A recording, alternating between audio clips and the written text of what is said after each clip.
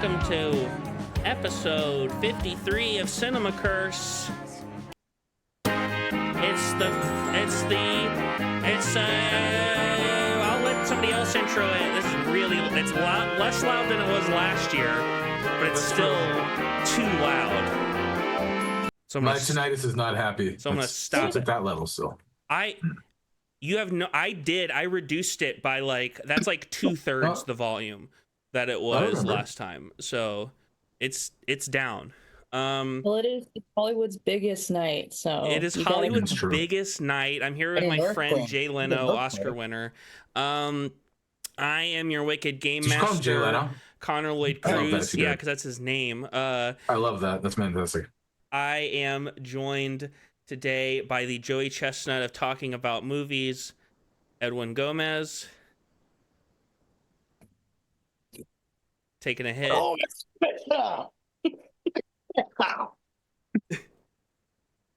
He is joined by his keeper, Marina Sakimoto, also the composer.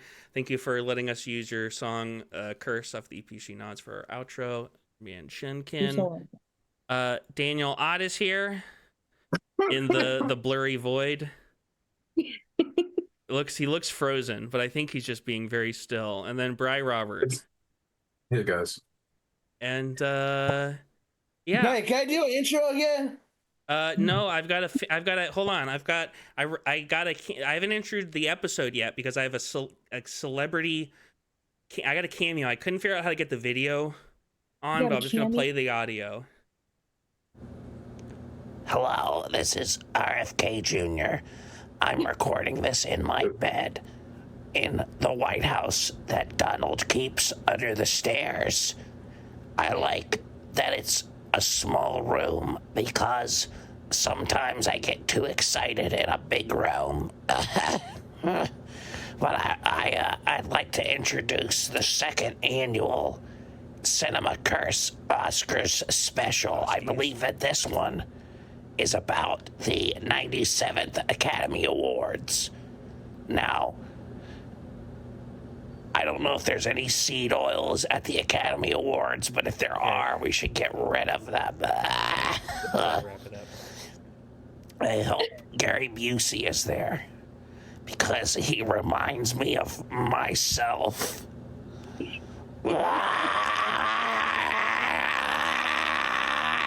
That part at the end, he was opening his cloaca.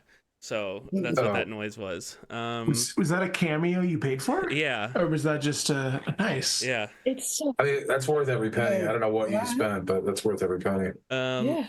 It's been 482 days since the strike ended, and the AMPTP still sucks.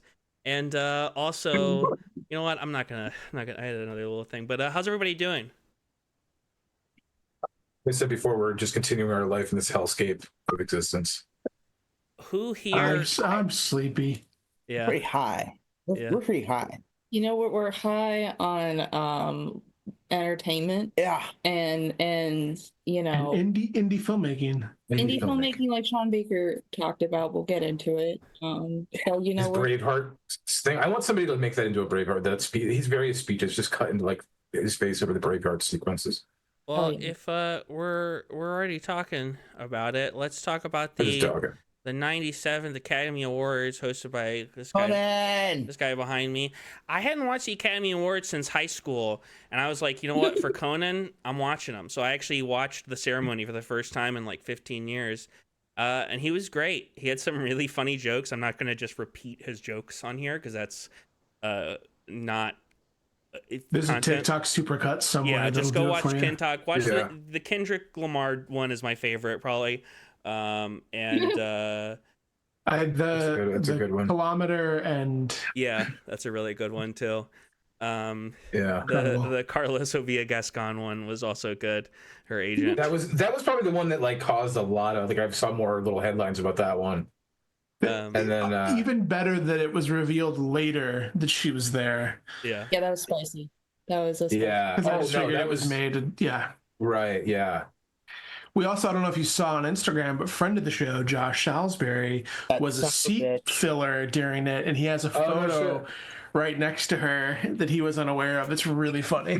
his face. Great. He was gold. telling me. Great. I asked him earlier, "Do you want to be on?" And he was like, "I can't talk about it." Apparently, so I don't know. Oh, I saw him. He didn't tell me anything. I saw him on the internet, and I sent him a photo. Wait, what do you mean you can't talk about it? What is That's it, all CIA, he said. man? That's all he said.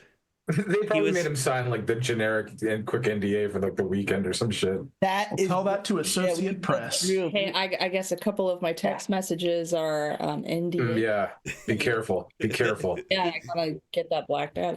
That's crazy. This is exactly like the blacklist in 1950s, man. Wait, It's exactly like that. Yeah, that's what I thought earlier. I'm so lost. I can't think. People are being silenced. Yes, I think that's what you're trying to say. Yeah, exactly. And Josh is being silenced because he is being silent. He's got stories, and yeah. I mean, when you look at him too, you're like, this guy's got a lot of crazy shit to say. He does. In all the photos, I was telling him, he looks like he belongs. He's got the producer vibe. Oh, absolutely, absolutely. Yeah. What did he go? I keep imagining him there in his Oppenheimer cosplay. No, he was in a tux. Oh, yeah. I wish. I mean, you change a couple items, you don't wear the pin, and it could almost look like just something nice and fancy you're wearing to something like that. We should start every podcast with a little just tell all nice time for Josh.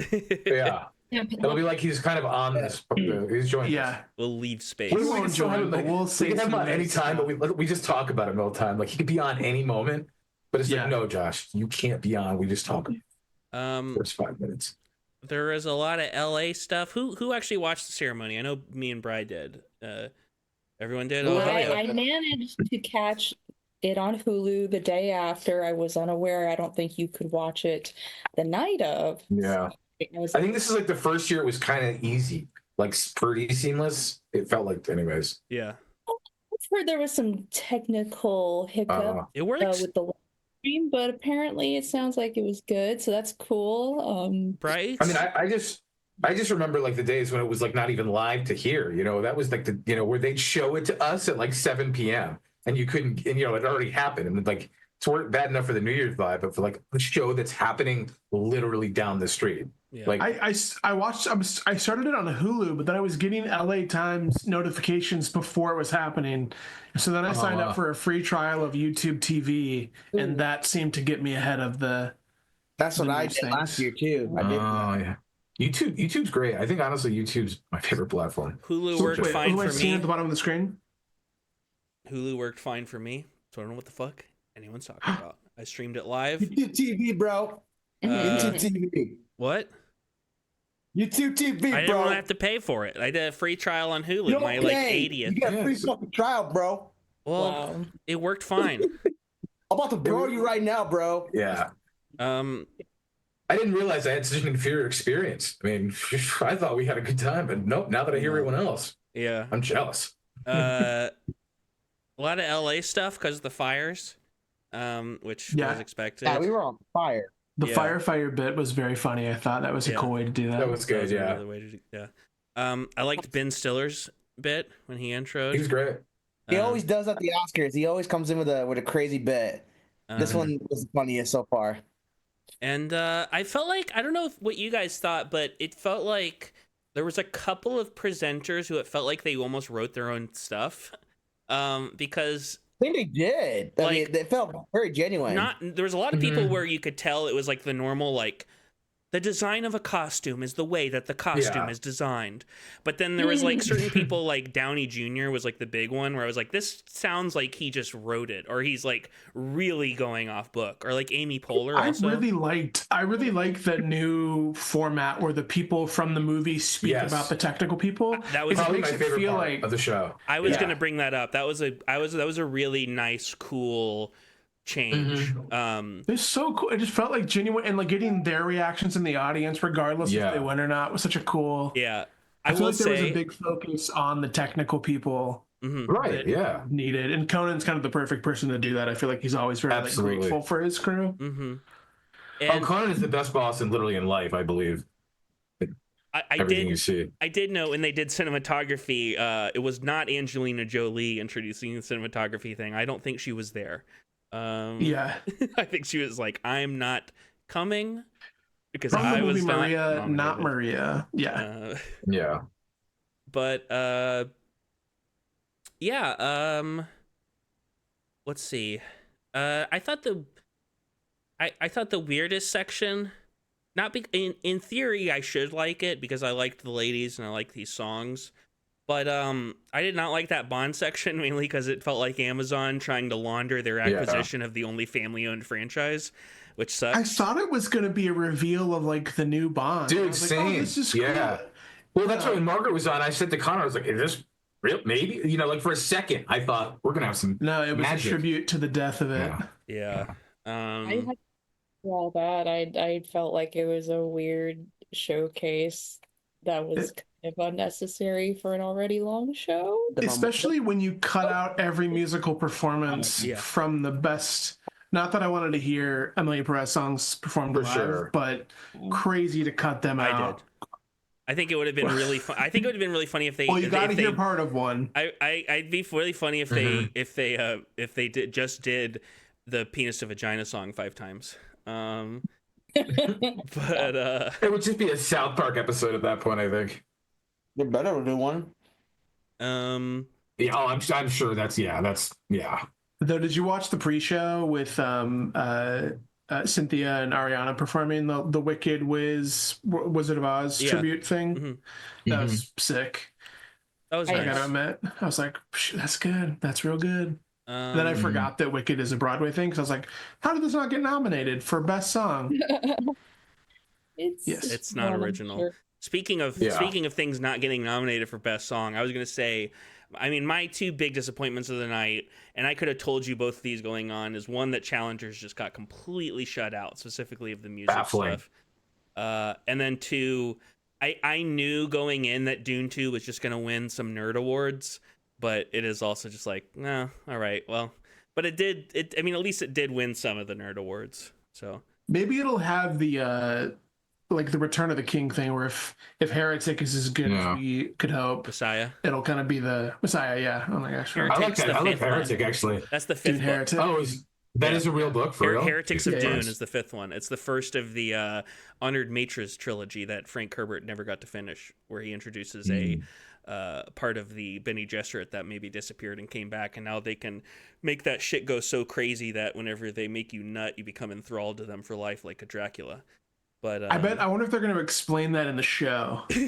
I'll get in off topic. Sorry. Well, this happens like 5,000 years after the Paul Atreides stuff. So,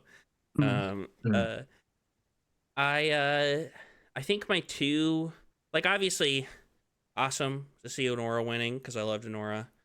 I thought to me the 2 coolest ones were, one was Flo, just because what a unique, weird, like, animated film to win.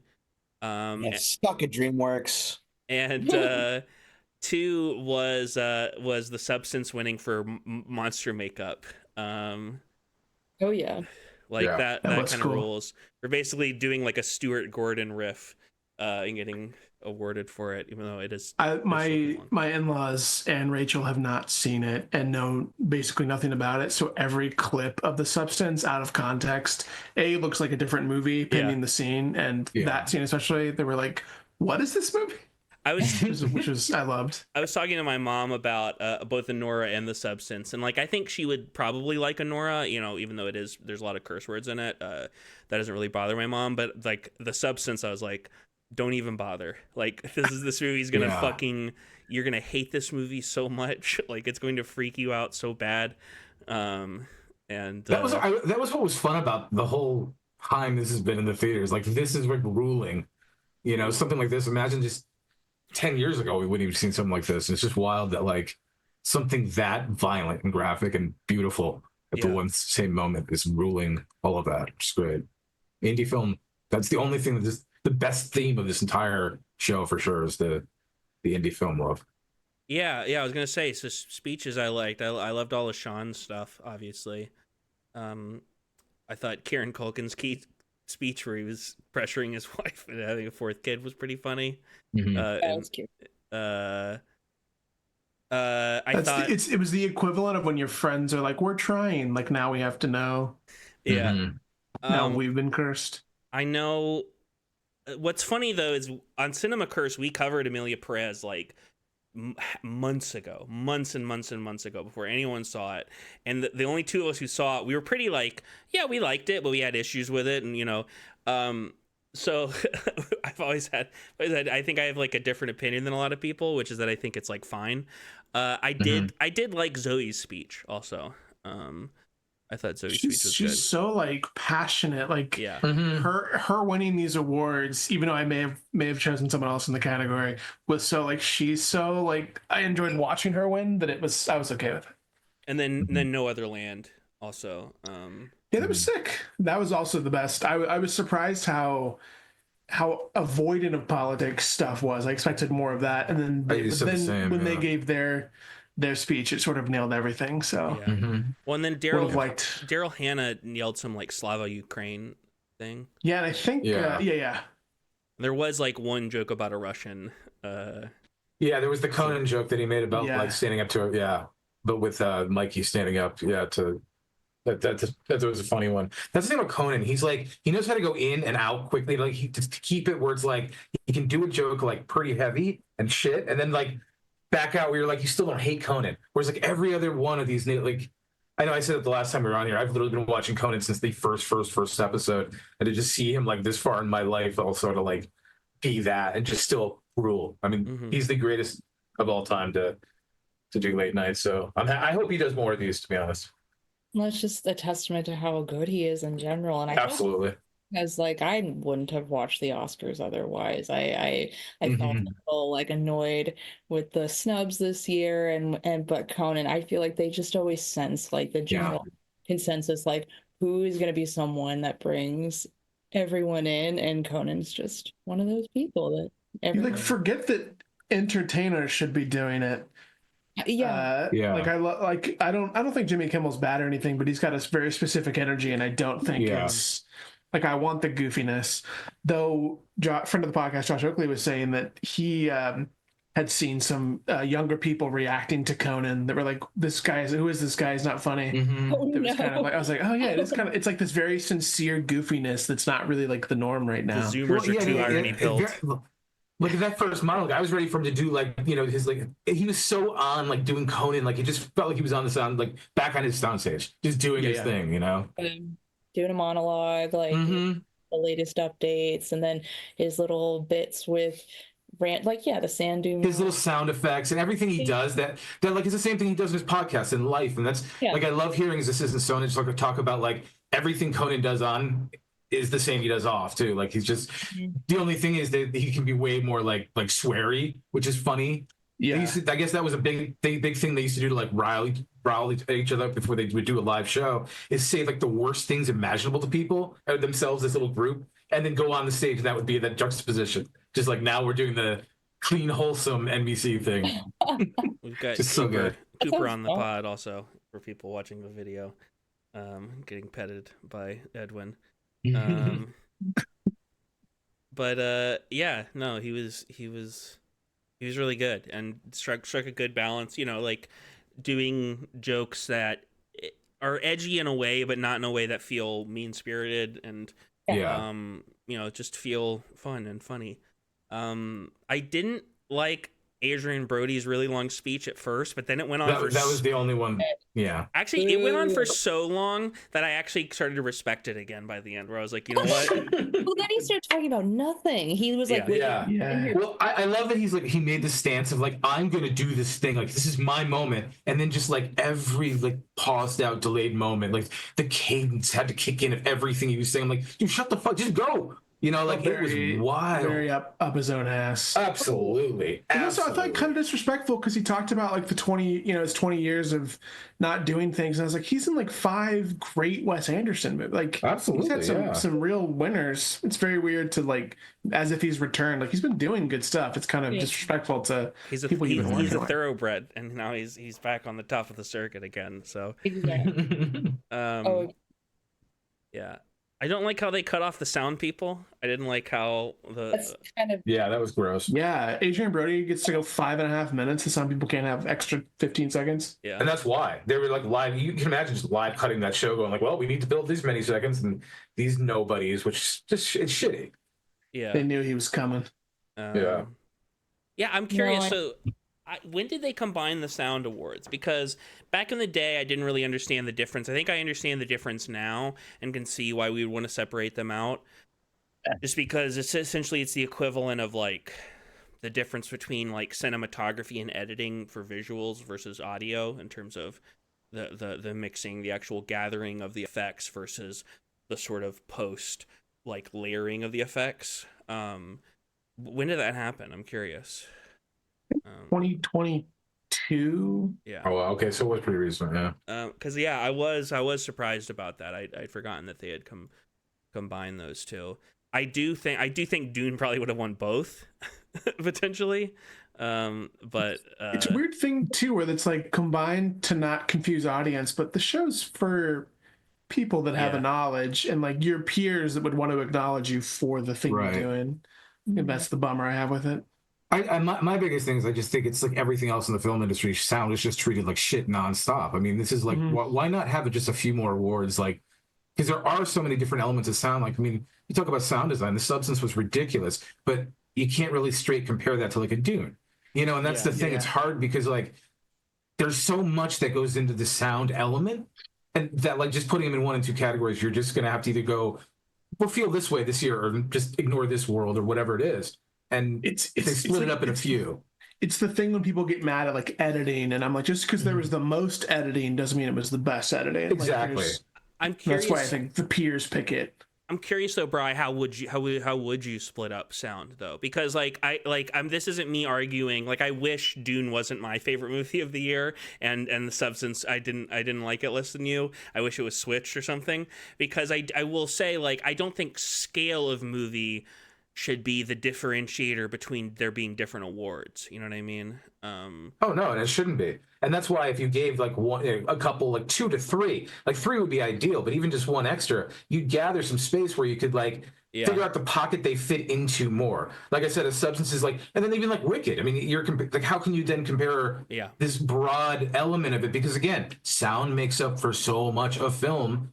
I mean, like, it's the whole thing of like that old saying of like, if you have something with like great sound but like shitty image, it's like this auteur film. But if you have shitty sound, same shitty image, it's like a fucking student film. It's just that same basic across the board. So something that celebrates film should have a little bit more sound. That's my soapbox. Well, no, I'm not disagreeing with you. I'm just genuinely curious. That's where I'm at with it. What would you? I mean, maybe I'm putting you on the spot, but how would you? Besides just going back to what they had, mixing and editing, what would you add to that potentially? I mean, you could split it up again in a sound design as a whole, like something. Again, it's the design of what is being involved with it. Like, what's the take on it? Like the architecture of it. Yeah. And then you have something like the sound mixing, but like Foley work. Like, there's so many different important elements that I don't know. Mixing is important to do. The sound design is really important. But then when you're talking about like score is so different than like needle drop, and that's again where sound is like different worlds. That it's like. I'd have to think about it more. We're but incorporating that at least. So. Yeah, no, for sure. But I'm saying in like cohesive with everything, you're just not going to get across the board of something that's so important to film. But I think the first step would just be like maybe add one category and then look at all the sound or the few sound categories that exist. Maybe just and see what. At least go back to what it was. You know what I mean? Like, because at least that was something. Yeah. I think it's interesting. I was disappointed afterwards to see horror people specifically shitting on Mikey Madison and Honora. That was annoying, because we don't need to pit two bad bitches against each other. How about that? Totally. I think it's always tricky with the horror community. There's a loud minority there that probably don't even know what really Honora is, and I feel like a lot of people didn't even see Honora or had access to see it, or it wasn't playing in their theaters. We're very lucky in LA. We get everything like immediately or before it releases. Really early. Yeah, early. I mean, like, all these films we got to live with for so long, and I feel like that's the other thing with these award shows. Like, there's now this big discourse happening with people who like didn't even know these films existed 2 days ago. So now there's that opinion is thrown in that mix even more, and it's like the discussions we were, and I hate to sound like some snobby, but it's more just we're fortunate, again, like Marina said, we've been able to discuss it so much over that. Like I saw Nora 9 times, but it wasn't like in a week. You know, like it was. Yeah. We had that opportunity that so many people just don't. But it's just interesting to see that what's happening in conversation, like immediately more broad spirit now. Yeah.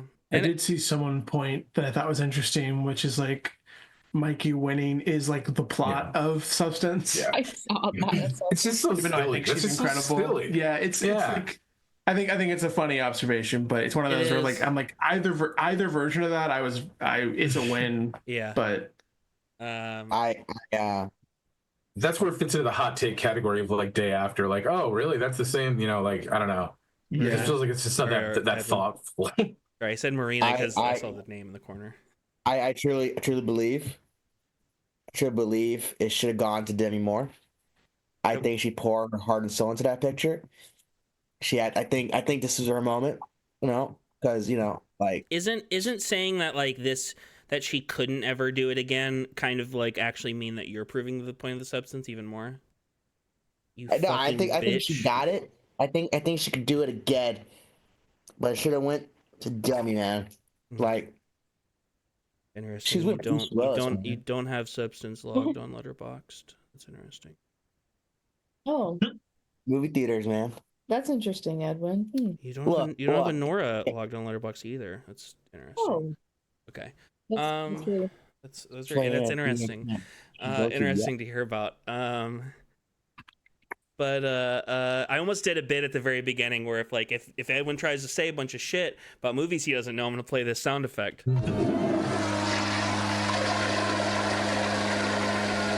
Go right back to hell, man.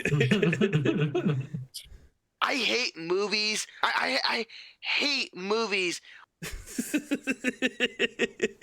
I'm gonna burn your goddamn house down, man.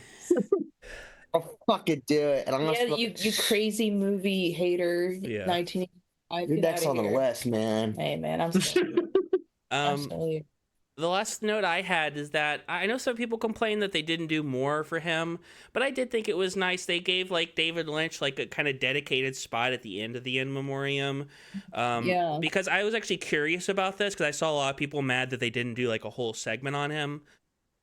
But I looked at the history and they've like done that maybe half a dozen times in the last 30 years. Like the only director that I'm aware of that they've ever done a dedicated separate like big montage segment to since they started the in memoriam is John Hughes, which is a weird pick, but other than that it's always like whenever there is somebody separate, like what they did with Gene Hackman, it's like Katharine Hepburn or something. So obviously I would have liked, you know, the whole fucking thing could have been about David Lynch and I would have been happy, but I thought it was at least nice that they gave him like a real, like it felt to me like they gave him a good, proper, elongated spot. I feel that way too. It had some pauses and there was multiple films and I don't know. I know the Shelley Duvall moment I think kind of got a little short. Sad, but it might just be some technical stuff that I did like Laura Dern and Isabella Rossellini's Blue Velvet outfits. I don't know if you saw those. Yeah, they were great. That was cute. So beautiful. I mean, the biggest snubs of the in memoriam was A, Tony Todd, and B, no one's talking about this one, but fucking Bernard Hill, Theoden King. Wasn't even in there. Weird. I know there was like at the bottom of the screen, it was like for additional. I mean, I get it to a certain degree. I understand why. I would rather it yeah. be less screen time and have everyone than That's true. Nothing. It feels somehow like grimier when you're like, oh, well, they didn't that, but this person got 15 seconds. Like, what if they got 5 and you fit 3 in? Yeah. How do you make those calls? Who is that? Makes sense. Is there like, it's not just like Academy members, right? I'm not sure. I am not sure. It'd be weird. But that's all my notes I got about the ceremony and the awards. We got anything else they want to add in? I think generally speaking, we've had a good run of Oscar winners for the last decade. Like we've had, I mean, some mid ones and stuff, but like comparatively, like, you know, we've had Parasite, there's you know, Shape of Water, there's Everything Everywhere All at Once, Oppenheimer, Anora. These are all really solid, in my opinion, Best Picture winners. Yeah, I was bummed that 2024's best movie, Parasite, did not get nominated again. I don't really understand the rules behind that, but. Yeah.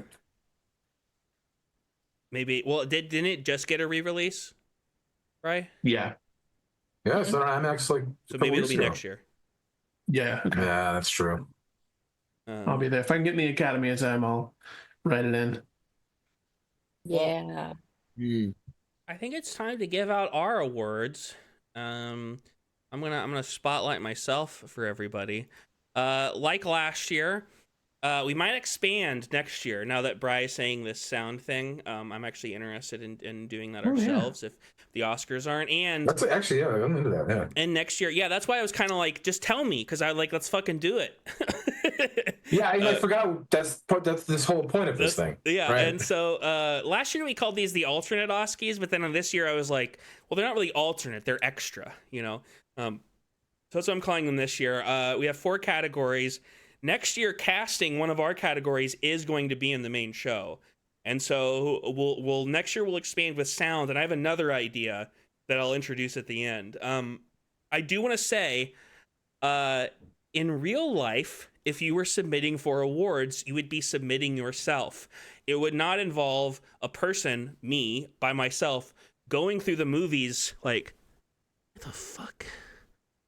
Where's the title design credit in this fucking thing? So there was 2.5 credits I couldn't find.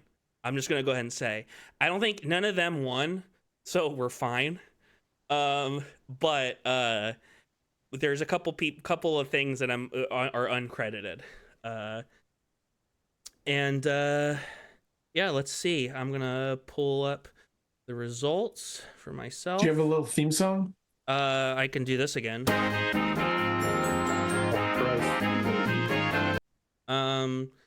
But I have stuff. Y'all aren't gonna be able to see it at home. I don't know. Can I? Wait. I want to remove. Can I? Sorry. I'm trying to lower my hand and then spotlight myself again. Okay. Here we go. Y'all won't be able to see it, but people at home watching the video version can see what I'm saying. The nominees I've written up on screen.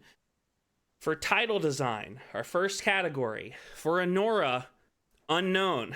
That was the very first nomination. Is one of the 2 I don't. There's no title design credit on that movie. I checked.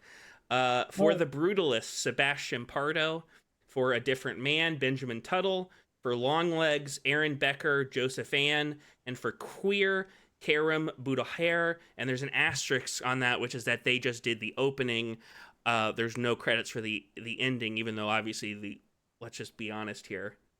The opening is what Queer got nominated for, not the scroll at the end. But the winner is, by a landslide, The Brutalist, Sebastian Pardo. So I'm not the most. Oh, that's the wrong one. I wanted to hit this. This is more dignified. This is more The Brutalist speed. Next up, we've got. What was that? It's a strong year, though. Yeah. We've got for stunts. One of our movies actually had a whole bit about it in it. The Fall Guy. Let's see. Dune Part 2. Lee Morrison, Roger Wan, The Fall Guy, Chris O'Hara, Keir Beck, Furiosa, Mad Max Saga, Tim Wong, Monkey Man, Saifuddin Mubdi Uday, Brahim Chab, and Twisters Casey O'Neill, Troy Brown, and Josh Kemble. And that award goes to Furiosa, a Mad Max Saga. Can you think of a movie with better stunts last year? Fall Guy. You didn't like that one either, though. Yeah. I think I voted for that because I still think it had like really great stunts considering it was just focused on just that. But yeah, that is true. I will say that one was close between those two. Yeah. It was very close between those two. Next up for music supervision for Honora, Matthew Heron Smith. For Better Man, Jordan Carroll. For I Saw the TV Glow, Chris Swanson, Jessica Burnt. For Kneecap, Gary Welch, Jeanette Renstrom. And for Queer, Robin Urdang. And the winner there is music supervision. Or fucking... I'm gonna go kill myself. I Saw the TV Glow. Blooper. So, oh, hell yeah. Nice. I'm surprised. I will say this is the only one in which my vote didn't win, personally, because there's no music cue that I've been obsessed with this year more. Even if I liked all those movies better than that Nirvana needle drop in Queer when he meets the love interest for the first time and Come As You Are starts playing, but still a deserved win. Sorry, so I didn't want to. I like always saw the TV Glow as a movie way better. So, and then lastly for missing out, there's some jams for casting. We've got for Honora, Sean Baker. For Conclave, Nina Gold, Martin Ware. For Nosferatu, Carmel Cochran. For Sing Sing, unknown. I think maybe just because maybe the directors knew everybody that they were going to put in the movie or something. I don't know, but there's no casting credit on that movie, which is wild. There's like an extras casting credit, but that's not the same thing. I think it was like from the program. Like literally, that's how like the movie got created out of it. Yeah. And then for the substance, Laura Cockiner and Leah Moskowitz. And the winner there is come on out, Sean Baker. You get another award. It's Honora. Yep. That's like the collective award for the goons. I feel like. That's the goons have it. Maybe some of the best goon casting of all time. But yeah, next year we'll expand with sound. And I thought the point of these is that I've thought for years that stunts should definitely be one because it's like a dangerous thing and people actually get hurt during it, and it's part of some of our favorite movies, even the ones that aren't like Fast and Furious or whatever, fucking Ben-Hur, et cetera, just thinking about like Oscar winners more so. I with these, it's cool to think about like what are other things that feel intrinsic the idea of the Oscars that we don't have awards for yet. And one thing I think that feels intrinsic to the movies that we don't have an award for is, and they, you know what, they award a version of this at Cannes, which is, I think we got to get an animal performance one in there next year. Because I would agree with that. Sometimes, I mean, it might be like a small subset probably comparatively, but I think it would be a good one. But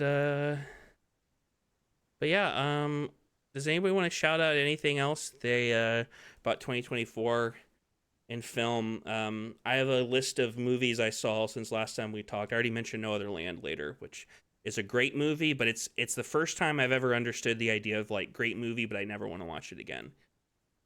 Because obviously it's difficult material, but yes. It's just it's extremely difficult, but it's like a must watch, I think. Also really like Kneecap, the movie about the Irish hip hop group that does all their songs in actual like Gaelic, which sounds like Sims rapping. Really liked Girl with the Needle, one of the foreign language international film nominees. There's kind of a historical horror film. Hundreds of Beavers was really funny. I finally caught that like a week or so ago. Better Man, the monkey movie, was good. Monkeys are all over cinema these days. And then my two favorites that I got to catch up on recently is one is Thelma, which I thought was a real charmer, great movie. And behind Dune and Challengers, sneaking up at the end of the year, The Seed of the Sacred Fig. It's fucking great. The Iranian entry for and nominee for best foreign language film. It's a movie that starts as like a slow burn political thriller about this family, and then by the end, it's like kind of like The Shining, where one of the characters has gone like nuts. And it's a nightmare, but it's really good. It does a lot of things I usually don't like in movies. Like it has a really long, like hour-long first act, essentially, before it gets to its much kind of shorter second and third act. It does some other things like that normally I don't like, but I think it pulls it all off really well. Yeah.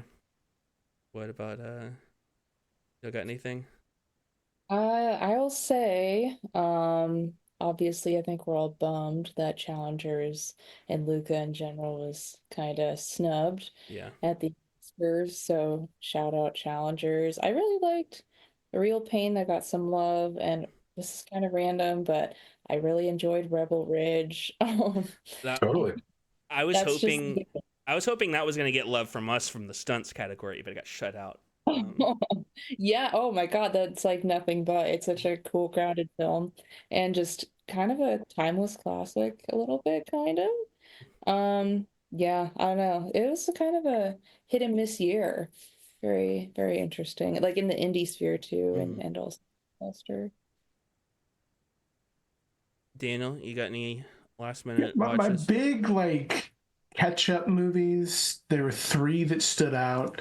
One, which friend of the show Josh Oakley may have already talked about, Look Back, just an hour-long adaptation of a manga about two friends who make comics together and then kind of grow apart, and then something brings them back together. It's incredibly sad and beautiful. I think it's on Amazon. It's like 60 minutes. It is absolutely worth your time. The new Wallace and Gromit rips.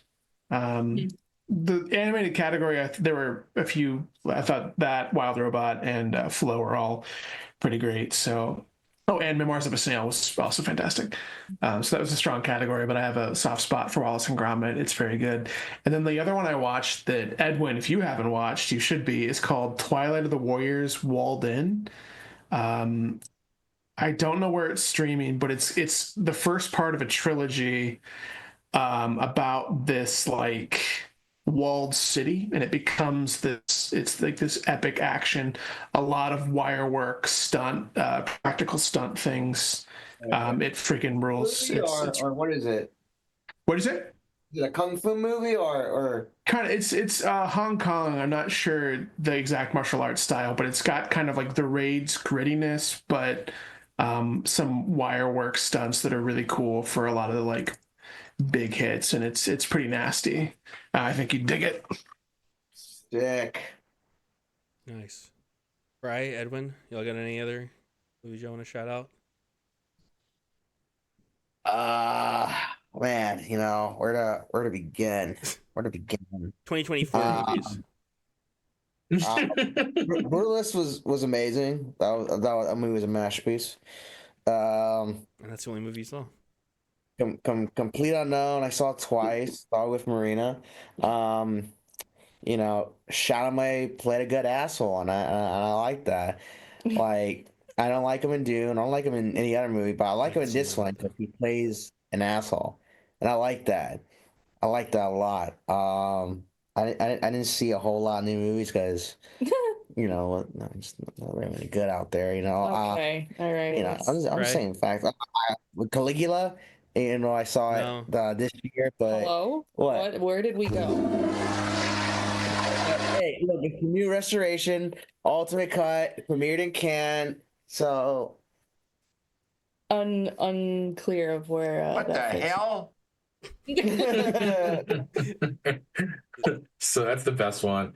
I said the last time that I heard that, like, I want that to be like my every time I get a message in, it's just that, like, I've never had my phone make sounds in mics. It drives me crazy. Well, that's the only exception I would make. It's funny, all of the like weird little sounds my board has accrued from like random Like I have this one from Twin Peaks still. I think this is the right key. Engage. Nope, that's a different thing. Sorry, that's Picard.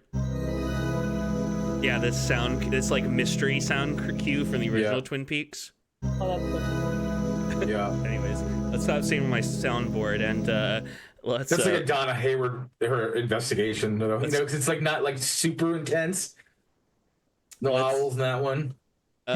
Let's stop playing with my soundboard to play with my soundboard for a second, and I'm gonna put all the things we said into my computer. Can I add just one more? I'll add after. Sorry. Okay. You ruined everything. No, I mean, because last year for me, I mean, the beginning of the year was really, I really loved some of the early ones like Love Lies Bleeding. Yeah. And I saw the TV Glow. Those are probably two of my. I mean, I never expected them to end up being award shows ones, but you know, I think so. Even the indie ones like that, My Old Ass, it was just like really, really, really good. That's on Amazon, and I absolutely super highly recommend it. Like I saw it a couple different times, and it's just a really sweet movie, and it hits really hard, and especially, you know, I'm on that later part of the journey looking back, and it's interesting to have that play out the way it did. So I recommend that one for sure. Well, so now I'm gonna do the computer bit again. The computer's gonna be able to predict next year's Best Picture winner, and it looks like it's Connor's Wicked Games, sponsored by Chris Isaac. Every week, like Jigsaw, I like to play a little game. This week, the greatest movies ever forgotten, Volume 2. I should have called it the return of the greatest movies ever forgotten. I want to make that note. Hold on.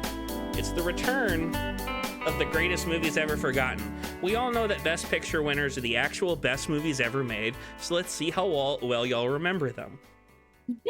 One at a time, you will pick one of my 12 clues I'm going to give y'all. Each clue represents a movie that won Best Picture. After picking, I will read the tagline and description from Letterboxd. At this point, you will need to tell me how many pieces of information you'll need to guess the title of the movie. A piece of information being the top 5 billed actors, director, year it came out, and the top review on Letterboxd. So for example, what I mean is for Blue Velvet, which is never won Best Picture, so it's not eligible for this. It should have, but it would be David Lynch, 1986, Kyle MacLachlan, Isabella Rossellini, Dennis Hopper, Laura Dern, Hope Lange, and then let me look at the top review. This one is, Laura Dern pours heart out and soul out about a dream of her undying love for Kyle MacLachlan. Kyle MacLachlan, you're a neat girl. Are you providing the facts and we're telling the movie? So you are bidding on how many facts you think you need to be able to name the movie. Okay, I got you. I get you. Okay. So if I say 2 from that, okay. I would have gotten directed by and whoever I start with, you can say 8, which means you get everything. You could say 4, which means you get half, and you'll get to choose which 4. You could say 0, which means you just have to guess. You can also go negative, which means you have to give me that info. So if you went -1 with Blue Velvet, you could say Blue Velvet, then the director. You can get some points back if you're deep in. And I think, I'm trying to think of how I didn't really think about. Originally, it was just going to be 1 point no matter what. We'll just keep it 1 point no matter what, just to so people don't abuse overbidding. So you just get 1 point, even if you're guessing a ton of stuff. So you don't need to show off. You're just trying to do it. I'll let. Does everybody basically understand kind of what we're maybe doing? Yeah, ish. Can you do the? I'm sorry. Can you do the example one more time? So, damn it. Blue Velvet. So it would be like if you bid 8 for Blue Velvet, you would be getting the year, the director, all 5 top billed actors, and the review. If you bid 4, so when it's my turn, I just decide on if I'm going to bid. Yeah, if you're gonna bid, you're gonna basically bid on how many pieces of information you think you need to know to guess the movie. But we know no information at that point in time when we actually are saying how many. You'll know my strange clue, and you'll know the tagline and the description. Okay. That's cool. So we'll go ahead and we'll just start with Edwin. I'm gonna putting into the chat There are 12 clues. I'll go ahead and read the clues out loud. The clues are British waiting, city, color question, crossing location, extra bit at the end, family conflict, flaming vehicles, good time, nocturnal occurrence, troop, weather change, and weather person. So which of these clues would you like to hear more about, Edwin? British waiting? British waiting. So the British waiting movie, the tagline is, in love, there are no boundaries. In the 1930s, Count Almazy is a Hungarian map maker employed by the Royal Geographical Society to chart the vast expanses of the Sahara Desert, along with several other prominent explorers. As World War II unfolds, Almazy enters into a world of love, betrayal, and politics. I know what this is. How many pieces of information do you... If you're really confident, you should say, like, 0, or if you think you can name info about it, you could bid negative. What should I do? How confident do you feel about knowing this? I feel I got it. I think I know what this is. Do you know about the film? Yes. Could you name like the top actor or two? No, I actually know what it is. Okay, then do it maybe like a negative or like provide negative 0. Negative 1. What? You could do negative 1. Negative 1. Okay. So then Marina, would you like to do negative 2 or lower? Or are you gonna call him on it? I don't know. I'm gonna stay with negative 1. So you're calling him on it, so then he has to... So now basically you're calling him, which means he's going to have to attempt. If he gets it wrong, you get a point. If he gets it right, he gets a point. Okay, I'm calling you on it. Okay. So Edwin, okay. You got to name the movie. Okay. Name it. The English Patient. And then you have to name either the director, the year, or one of the top 5 billed cast members. Ralph Fiennes, 1999. Well, I'm glad you did it in that order because it's 1996, but Ralph Fiennes is correct. So you do in fact get the point. So Marina, you now get to pick one of the clues. Oh God, help me.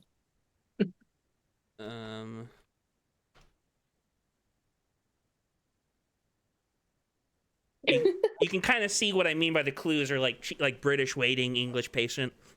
So that makes sense. Okay, so I'm looking at what you just sent. Yeah, I'm gonna go with good time. Good time. All right. I was gonna pick. That's a good one. 3 wonderful loves in the best picture of the year.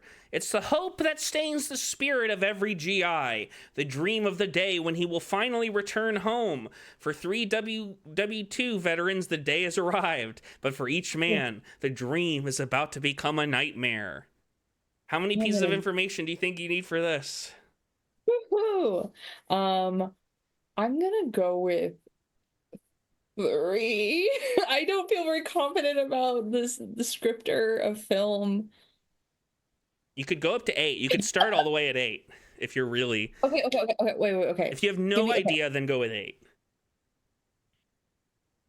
Okay, I'm sticking with 3. 3. Bri, do you want to undercut? You read... Is it... Can you read the thing again? Is it a lot too much information? It's too much. It's too much. Right. I can't read it again. If you undercut, do you get to steal potentially? Yeah. Yes. Oh, okay. So then he'll get to go, and then Daniel, you'll get to either call or undercut them.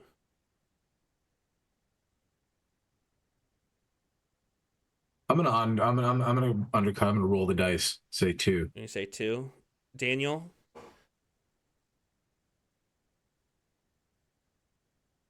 If I think I know it, would I say 0? 0, and then you could say negative numbers if you think you could give extra information.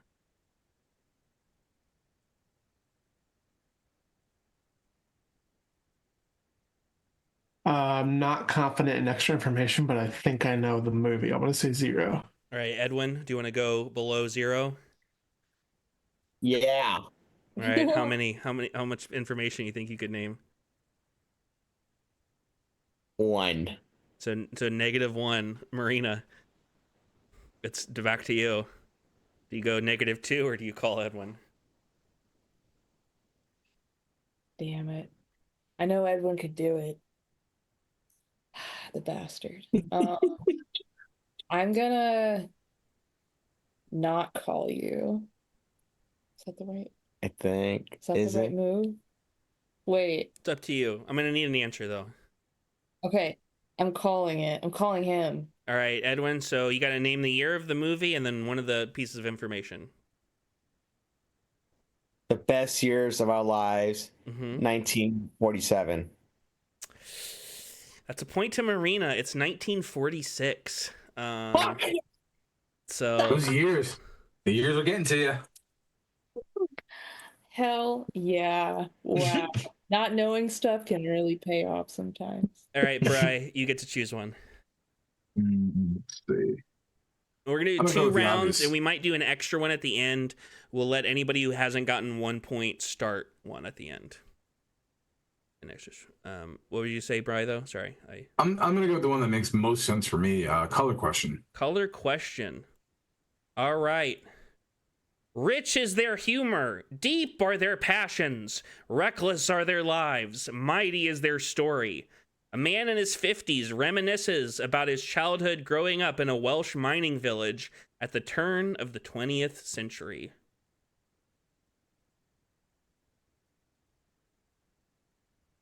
Can you repeat that one? Yeah, like this one's short. Yeah. Rich is their humor, deep are their passions, reckless are their lives, mighty is their story. A man in his 50s reminisces about his childhood growing up in a Welsh mining village at the turn of the 20th century. I have a vague idea.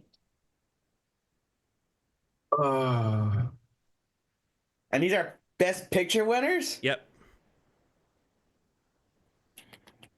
I'm gonna say 6. Daniel, think you can undercut 6?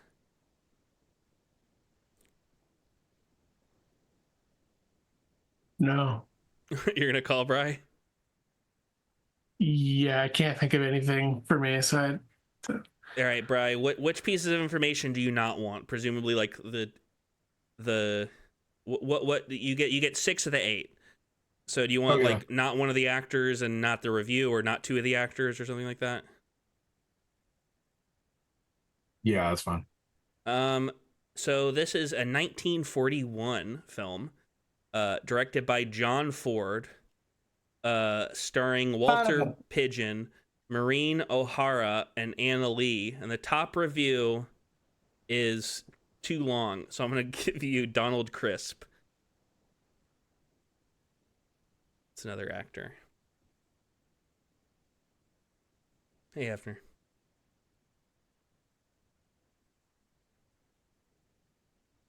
I think I actually kind of know it.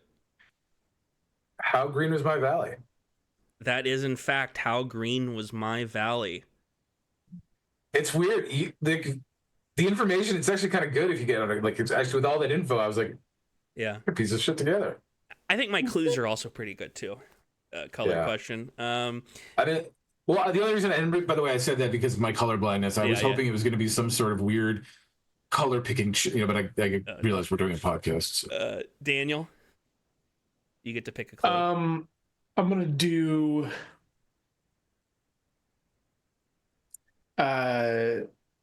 flaming vehicles. All right. And my bet is, well, you get you get the tagline description first. This is a long one, so I'm not repeating it. Okay. This is the story of 2 men who run, not to run, but to prove something to the world. They will sacrifice anything to achieve their goals, except their honor. In the class-obsessed, that's just the tagline. The description is, in the class-obsessed and religiously divided UK of the early 1920s, 2 determined young runners train for the 1924 Paris Olympics. Eric Liddell, a devout Christian born to Scottish missionaries in China, sees running as part of his worship of God's glory and refuses to train or compete on the Sabbath.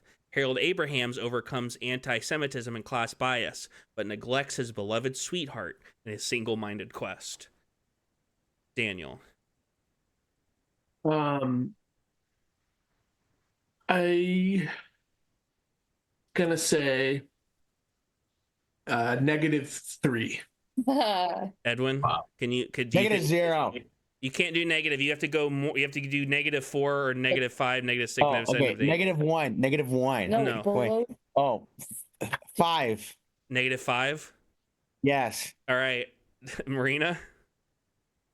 Yo, Edwin, I mean, what choice do I really have? 5. I gotta call you on it, Yeah. man. Yeah, fess up. All right. So you can give any 5 pieces of information. So it can be from the top 5 build, the year, and the director, and then also the top review on Letterboxd. I know who it is. I'll guess that. I know who it So is. give me the name of the movie first. Huh? Give me the name of the movie first. Chariot of Fire. And then give me 5 pieces of information you want to give me. Hugh Wilson, 1983. And the 3 actors? Sean Connery. He's in. Well, you need 2 more. That's all I got. Well, you were wrong on all of them. Sean Connery might be in this, but I don't see his name here. He might be further down. Yeah, no, it was Hugh Hudson in 1981. Oh.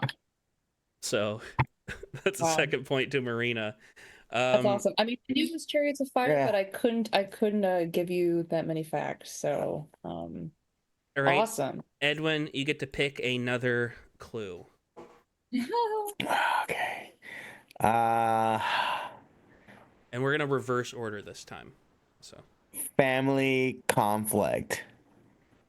All right. There are 3 sides to this love story. Ted Kramer is a career man for whom his work comes before his family. His wife, Joanna, cannot take this anymore, so she decides to leave him. Ted is now faced with the tasks of housekeeping and taking care of himself and their young son, Billy. So how many pieces of information do you think you need to guess this one? -1. -1. Daniel, do you think you could underbid? 1 second. I have to write it down to make sure. I'll forget. Yeah.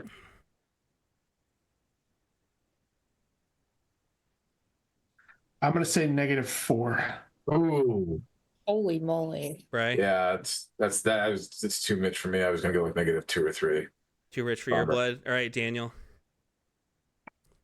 Okay, I think it's Kramer versus Kramer from 1979. The award would have been 1980. Do I have to say that, or No. I'm gonna say movies from 1979? Robert Benton is the director, and it's Dustin Hoffman and Meryl Streep. That is all correct. Congratulations, Daniel. Wow, good job. On the board. So we'll be doing just 3 more, and we'll see where we get. So Daniel, you get to actually start. So, which clue would you like to pick? Let's do extra bit at the end. Extra bit at the end, of course. Every family has its own language. As a coda, child of deaf adults, Ruby is the only hearing person in her deaf family. When the family's fishing business is threatened, Ruby finds herself torn between pursuing her love of music and her fear of abandoning her parents.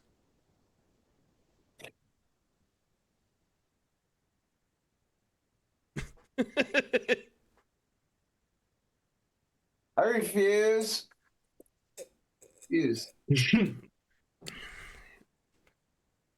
What? What's wrong?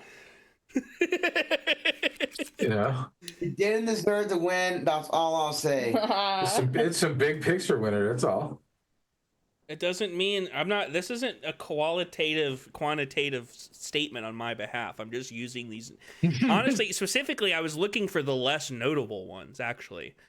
So, Daniel, I'm going to need a number. -1.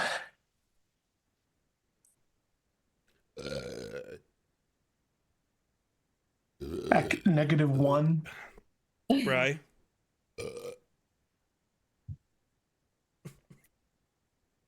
I can do like -1 too. I don't know that well.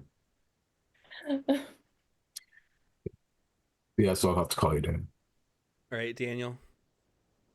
I believe the film is Coda, and I think it's from 2021. These are correct. That's all I had. I couldn't do do not remember else. the director's name. No. And one of the guys, Troy something's is like the dad, but I forgot his last name. Troy Kotzer. Bri, which one would you like to pick? Nocturnal Occurrence. Sounds fun. All right. An unforgettable entertainment. The outstanding performance of two outstanding careers.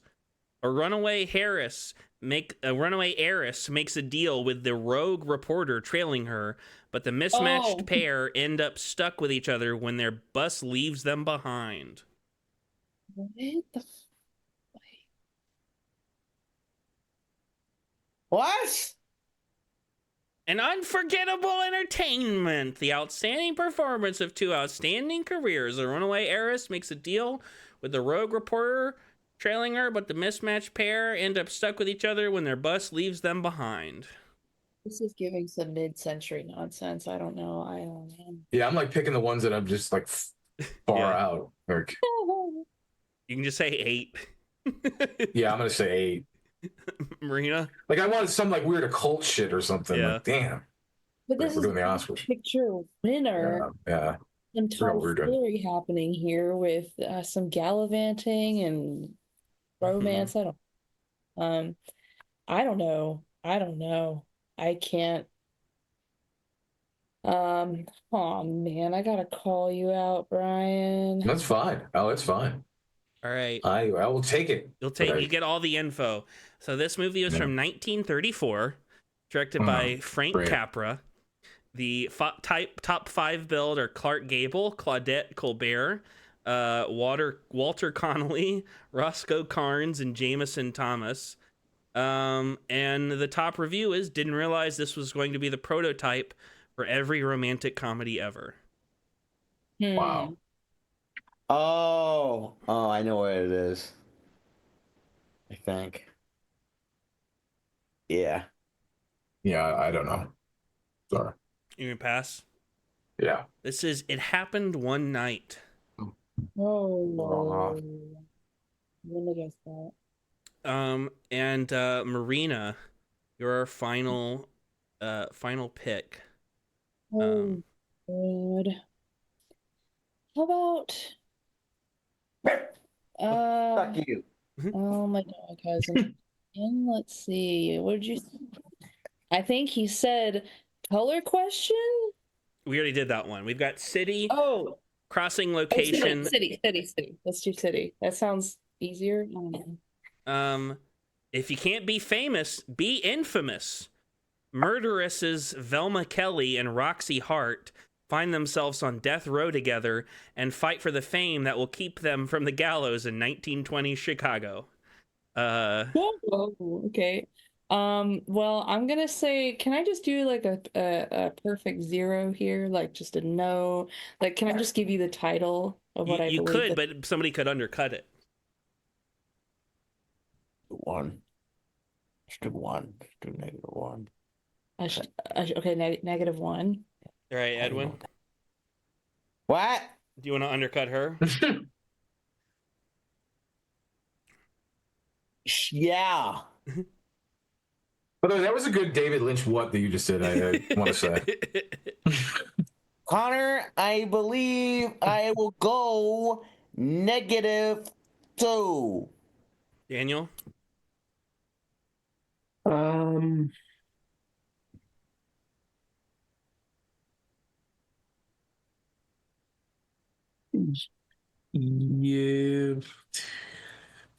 Yeah, I'll call him. I can't think of a third fact. All right, Edwin. What's the name of the movie? Come on. Can you repeat the thing again? I can't. This time I can't. Hey, give me a second here. Oh my God. Chicago. All right, and can you name 2 details about it? Year, director, leads. 2002. Richard Gere. He got it. And that's it. That's all I needed. Nice. Oh my God. What? You got it. Really? Yeah. Did I? Apparently. Oh yeah, Chicago. It's a city. Yeah. Maniac, I love it.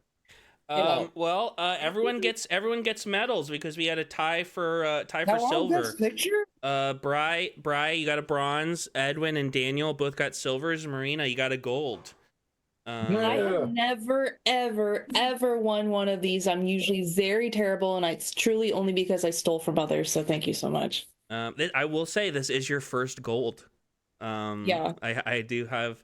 I can keep. And track it will of be that. my last. Do you have a top 10 list of where our medals are? Currently? I can tell you where everyone.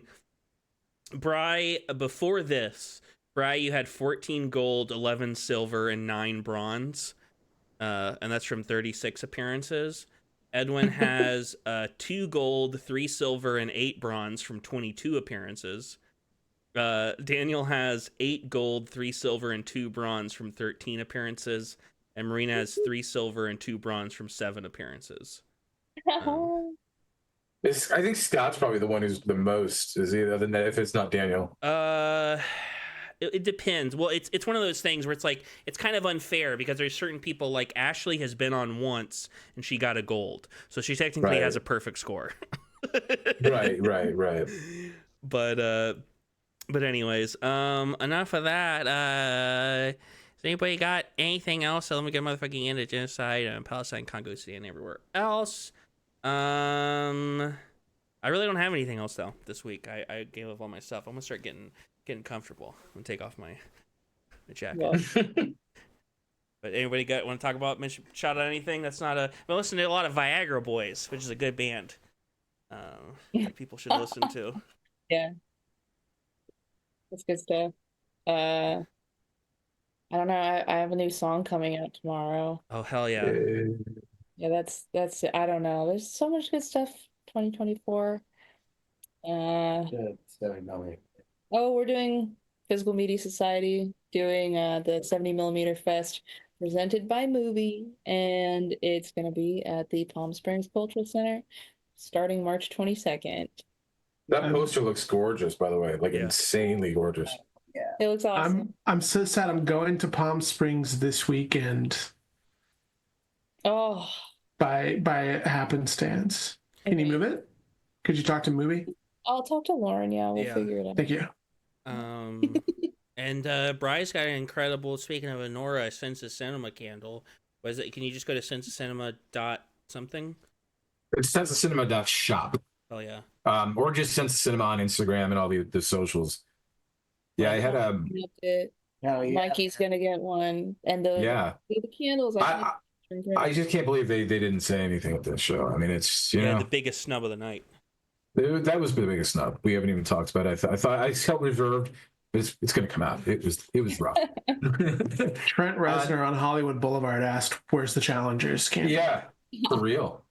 Maybe I'll have to just make that. That'll put it over the edge. Yeah. No, I'm working on a bunch of things. I have some shows coming up this month. If you are in the LA area, on the 16th of March, I'm doing Tats and Babes at Junior High in Glendale. It's a super fun time. Come get like weird little tattoos and buy some stuff from some awesome artistic vendors and creative people. And then I'm doing a Manic Pixie Market in Fullerton on the following Saturday, the 22nd, and that's going to be really cool. And then the Oddly Manor Market, it's going to be a Lady Gaga themed thing. That's going to be in Riverside, California on the 23rd. Otherwise, senseofcinema.shop. Oh yeah. Well, we'll be back in 2 weeks, I believe, from tomorrow when we're recording this at least, with Twin Peaks Club Volume 11, talking about parts 6, 7, 8, and 9 of The Return. I want to thank Bri here for composing our outro. Please follow us on Instagram and TikTok at CinemaCurse666. Please smash that like button, like and subscribe. Tell all your friends. Share this episode with your local firefighter, feel like I've done that one before, but you know, LA honored the firefighters, and we're honoring them with content. Okay. And I think that's about it. Sometimes my brain, when I'm looking at my end of show notes, my brain goes like, ugh, and falls apart. But yeah. I don't know if I can't remember if I told Edwin yet. Edwin, I'm having my wife's having a child. Did I tell you this? Yeah, you told me. Oh, okay, never mind. I was hoping it'd be funny. Yes. Godfather. No. Well, Yeah, I think that makes a lot of sense actually. I mean, Rachel would immediately be cool with that. I think. I'll text her. Yeah, just. I mean, and really, it's more just to like be like, yeah, this is happening than anything else, because Yeah, it's vaguely threatening. Just make me the Godfather so I could do the bit.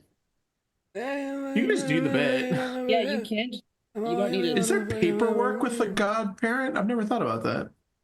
Look, all I need is a cat, a suit, and slick hair, and an accent, and I'm good. You're talking over my great Brando impression.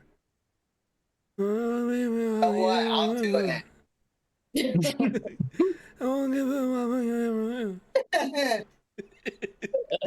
Well, anyways, let's say goodbye. Thanks everybody for joining. Bye bye. Hey.